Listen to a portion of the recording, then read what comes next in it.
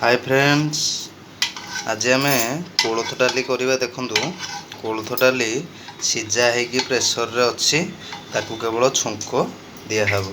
ये भेरसुआ पत्र, पियाज, रसुण, अदा छेचा होगी अच्छी।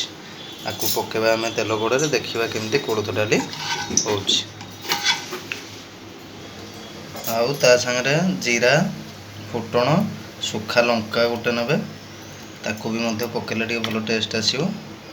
तापरे ताकू तेल कड़े पकेदेबे।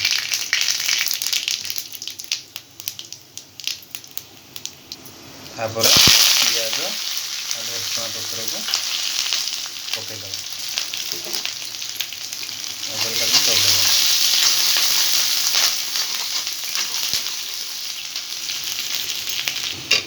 टिके लाल आसिला परे तापर आम डाली को पकेबा।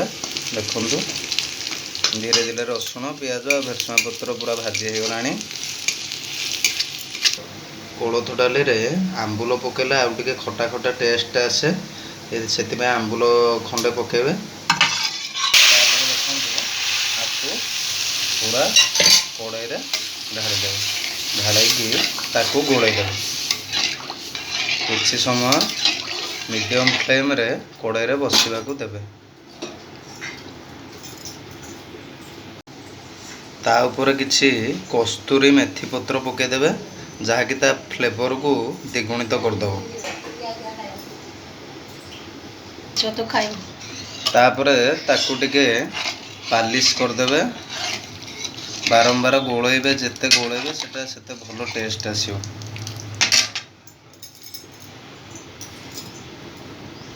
एबे आमे प्लेट को बाहर करवा खाया पाए। ता पूर्व गोटे आंबुल पकेदेबा कि आंब सरा जो थी पकेबे। ता ऊपर गरम डाली को पकेदेबे, जोटा बहुत टेस्ट हो।